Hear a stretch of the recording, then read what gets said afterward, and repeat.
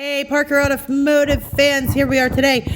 We are working on this hunk of crap '02 Mazda MPV. This is our van. This is the van we use to go scrapping. This is the van we use to go pick up motors from faraway places. This is the van we use to pick up transmissions. It's not a bad running van. I just wanted to show that shows, it's not that dirty for hauling our scrap, picking up motors. It's not that dirty. So, but it's like the junk van. But you know what? We bought this van. When did we buy this van? 4 years ago, maybe 3 years ago. So we bought this van a while ago. It had overheating issues. We bought it for like $400.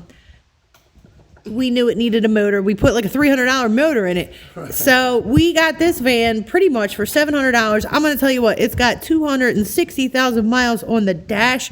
And I make jokes saying nobody can beat my minivan because we put a good motor in it with low miles. And I make jokes and sometimes race the young punks and then say after I pass, I'm even giving them a head start in this minivan. I'll let them catch up with me and I'll say, ha, you just got punked by a minivan. But this minivan, because the mechanic takes great care of it sometimes, but it actually runs really well and it's got some juice. So it's got pickup, it's got juice, it's a great running van. Why not keep it? Because we find it as an asset. I'm just going to say, I'm going to show something real quick. Yeah, we keep our shop as clean as we can, and I hope you all can appreciate that. But this is where we scrap our junk parts. There's a scrap yard right down the road, and every couple weeks we load up this van with our scrap parts. I go make some gas money, and it's a pretty neat van. And so, the other day we were driving and the windows stopped working. So we bought a motor. We bought a motor regulator because we got a good deal on it online. And we figure the local motor I think was like $110 and the local regulator was about $110. And then I said, I'm not having it. I went on, started researching online. I got a window motor regulator for $32. So at this point, and here's before anybody says anything. Right, the only reason why we did that is because if it breaks on us, we're not responsible. We're okay because it's our truck. Would I do that for a customer? Would I suggest somebody who doesn't do this every day to buy a part online? Make sure wherever you're buying it from is reputable, review it and everything else, because if it goes bad, you don't really have a recourse other than to take it out, send it back, and then have it. So then you may have a car with no regulator in it, no window in it. And I want to say, it has happened to us. Yeah. It has happened to us multiple times. When we try to buy online to save money, sometimes the part goes bad, especially with the struts. The struts we bought one time lasted a week.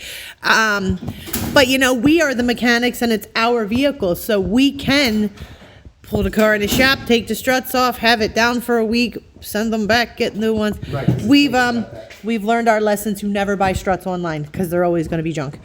Right. Certain parts, and not that they're going to be junk. What happens is people don't realize is there's always going to be a defect. You're never going to find the perfect part.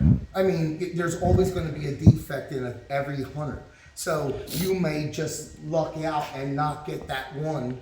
But if you do, and you're doing it on your own, you have to realize to send it back. There's a bunch of rigmarole than just calling the parts store, ordering another one, and then exchanging them. So right. So when you're a shop and, a customer wants a fix today, right. So you don't have 5 days to wait for that part to come in when you order online. We parked this in our driveway with a bag in the window, and we waited that 5 days.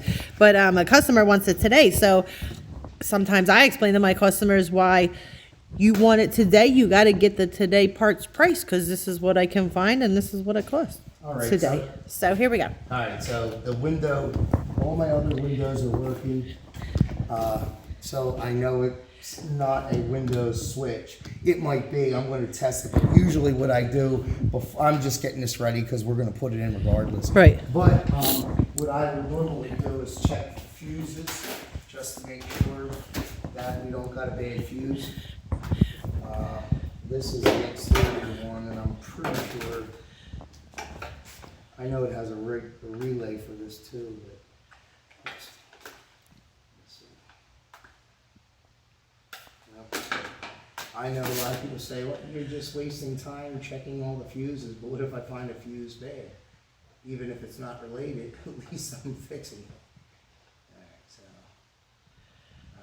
I already checked one for you. So that's my injector. And then I should have probably checked the one on the inside, but This minivan's funny. It has what, an exhaust manifold leak? yeah, man, before we first got it, I put it in, and I was in the very beginning. It had a minor exhaust leak 3 years ago or 4 years ago. I temporarily fixed it. Come here, let me show you. Well, we only drive this van like once a month, really, to go scrap parts or pick Well, up no, something. for a while we used it for about 2 years straight. Yeah. But I needed an air boot, and in the beginning when we first started this business, we didn't have a lot of money, so I just taped it just for the temporarily. But we have never had a check engine light. I mean, I've thrown plugs It's right. in here. It passes inspection every time. Right. It's almost due. Still no check engine light. It's going to pass. That's why we keep it. It's with all its little minor issues, rust over the real well and stuff. It's actually a pretty good running vehicle. The only thing it don't have no more is what it don't have AC. But that's we know what the issue is, and we just don't feel like investing any money in this. Right. It needs a couple things, but it needs the condenser, AC condenser, and the evaporator cooler on the inside. And The mechanic will not remove the dash to replace the evaporator cooler on this minivan, and that's okay.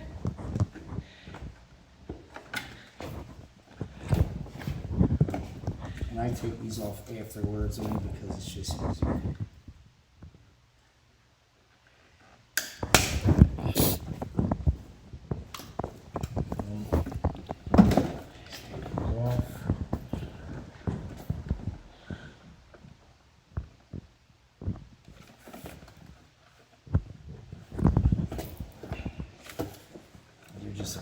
Just give me 1 second.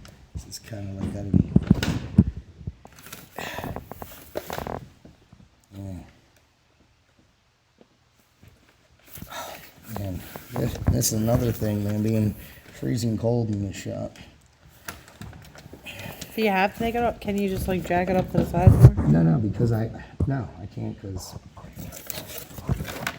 Let me see where. Just loosen this up and pop the whole thing.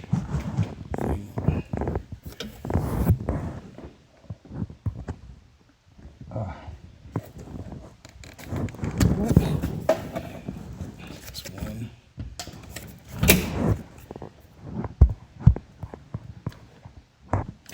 Hold on a second. You really shouldn't do that either, but if I break it, I fix it. Just like on other people's cars, if I see it's broken, I'm gonna fix it anyway. There's kind of a almost a sense of relief when you're working on your own car, right? 'Cause it's like, well, whatever. Yeah. I think there is a lot of pressure when you're working on a customer car, and let's say this was a customer car. Well, it's older. It would be 16 years old. Like this Pontiac back there. It's a 2000. It's 18 years old. Right. And that's gonna be So many hands have been in it. It came in with so much loose stuff. We're going to do a video on that later. But so there was a lot of pressure for the mechanic because it's just old. It's falling apart. You know, the customer thinks it's this brand new, great, amazing vehicle. And we actually told them don't invest any more money in it. Take the money you're going to spend here for repair and get a new vehicle. It's 18 years old. Nope, don't want to. Who knows why? Right. I mean, I But, understand. There's no nostalgia to this vehicle. It's not like It's not a classic. Right. It's a Pontiac Grand Am. It's got more issues than right after I fixed everything. It's got more issues than good points.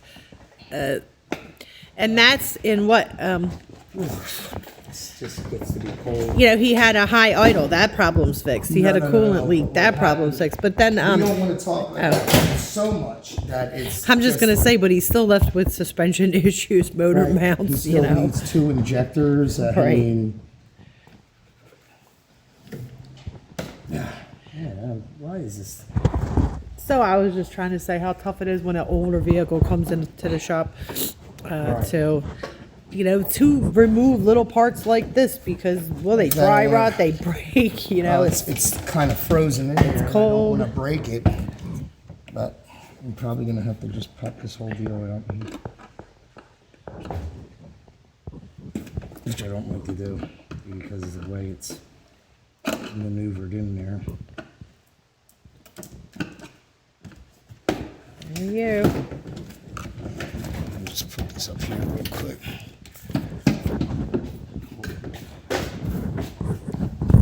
Let's see here.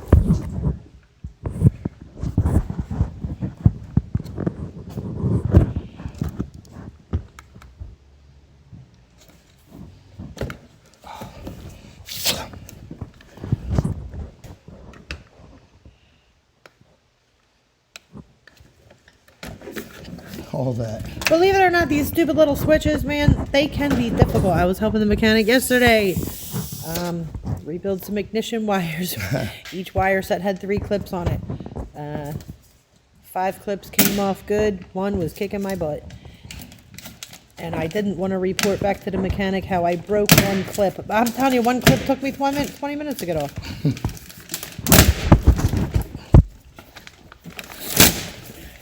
And I'm ripping this off because it's mine. It was a custom.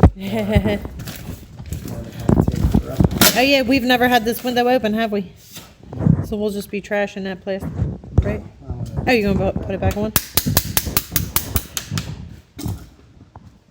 So I really should have looked up the schematic to see. I am here. Yeah, it's a bad switch. It's a bad Motor. motor.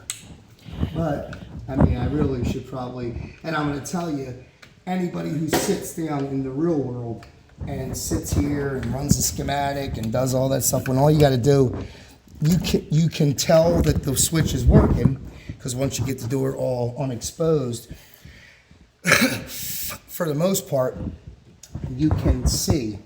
So I mean, you can see everything, so you know if it's bad or it's not. Here's the connector for the motor itself.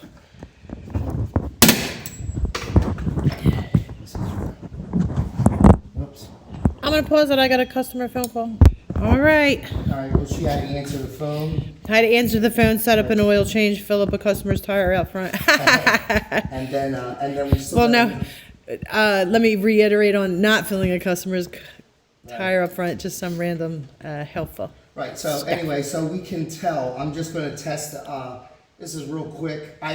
You could have tested it from here by running ground to the circuit. I didn't look it up, and if you don't have a deal anyway, what I'm gonna do is, like you can see, that means I'm in the circuit.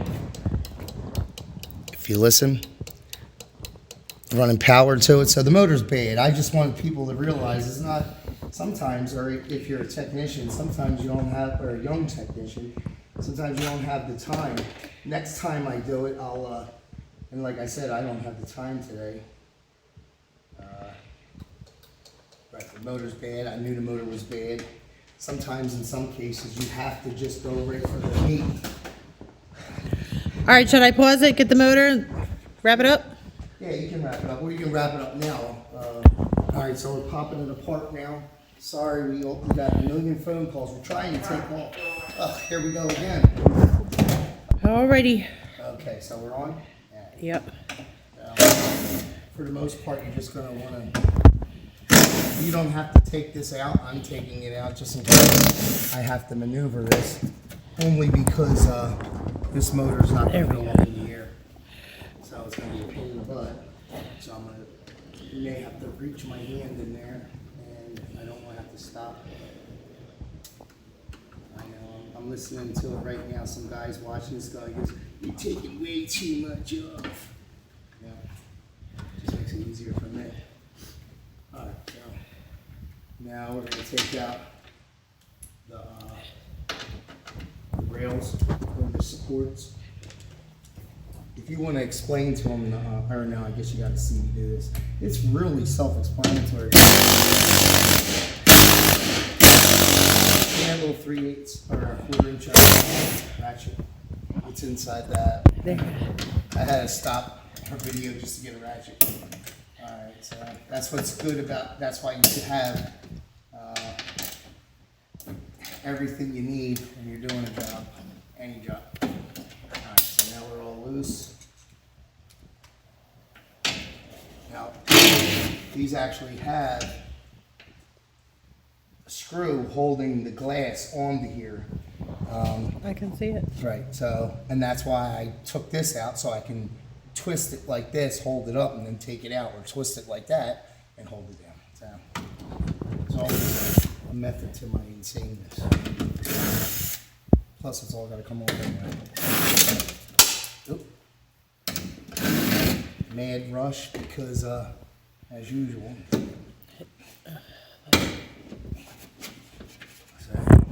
So if I wouldn't have been able to, I didn't take that off, I'd be struggling forever. Glass just goes up.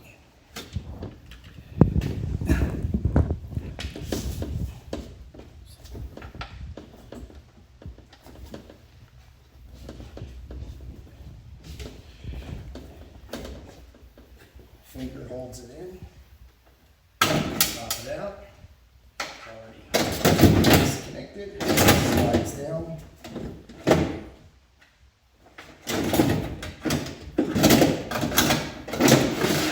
Comes out. Okay. Okay.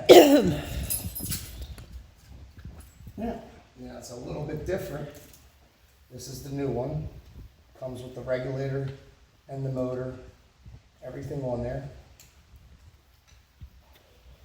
You come with these little thread keepers, which are good for like evap testing, so you can clog stuff off. Dual purpose, Mike. All right, so now when you're putting it back in, and here we go. They always make them so different. You see the difference in them in the alignment plate. You see? So now this is the problem where this one actually has. This is what happens when you buy aftermarket. Can we steal the motor off it? No, I don't think. Yeah, I could. I could have done that, but I'm not going to. Unless I. Let me. You know what? Now that I'm looking at it, maybe you got a thing there. See the complete difference. Okay. Okay, so real fast. You know what? Let me do this. I usually have like a chalk or something like that. It's not going to break nothing, it's just holding the glass up. Alright, so if we can look down at this, this is what always is the pain in the butt about buying stuff that's not correct. Though it's got the same, it looks similar. As you can see, the inner backing plate that's on the inside is a lot bigger. Sometimes these little bit of differences, man, these cause more problems than are necessary. Kind of got to finagle it in there. Did I say finagle? Mm-hmm. Finagle it. Finagle. But anyway, this is what usually happens. You see the other one's a lot nicer on its clip because it actually holds the window in place where you tighten it in. This one right here doesn't have that, and this is sometimes the problem. When you're asking your mechanic to put something in because it's super cheap, you expect them to make any and all modifications to your vehicle so that you don't have to spend no money. Sometimes that's just not fair. I don't care what anybody says. And here we go. So just see why.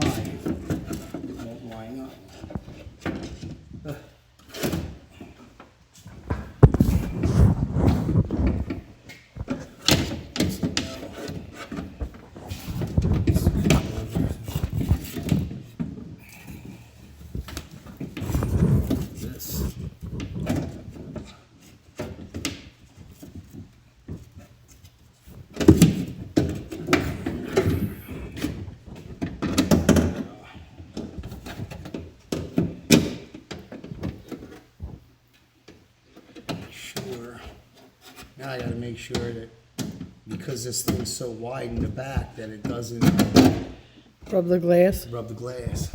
And I'm just gonna put a couple screws on here, just enough to bring that down.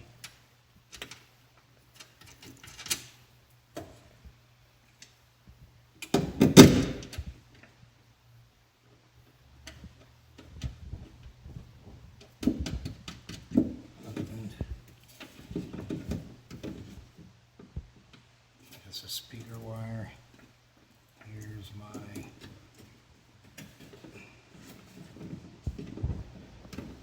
yeah.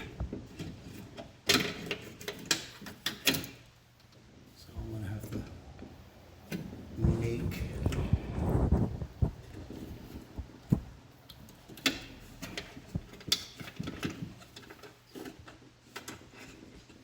Here's another thing. If something, you're wiring something in and it don't feel right, most likely it's not. I'm just gonna plug this in real quick instead of using my power probe.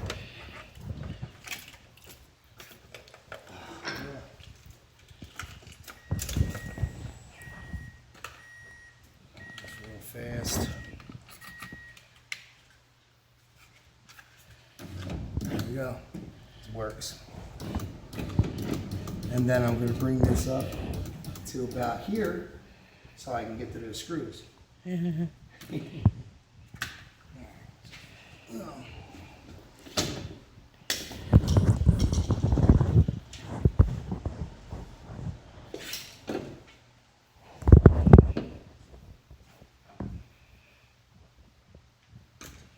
gonna pause it for 1 second. It's almost done. Okay, Yeah. so we can just end it.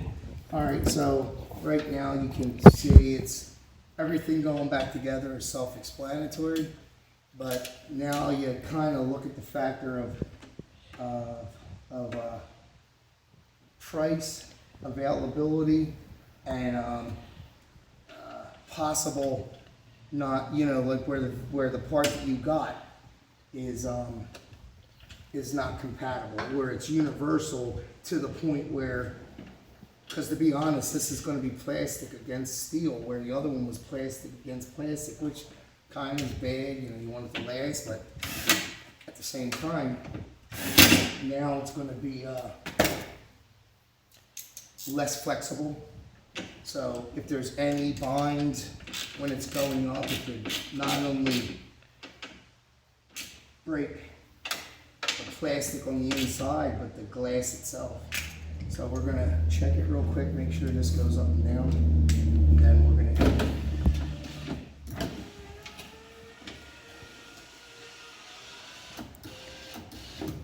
Okay, so we're good to go. Thanks for watching. God bless you, and God bless America.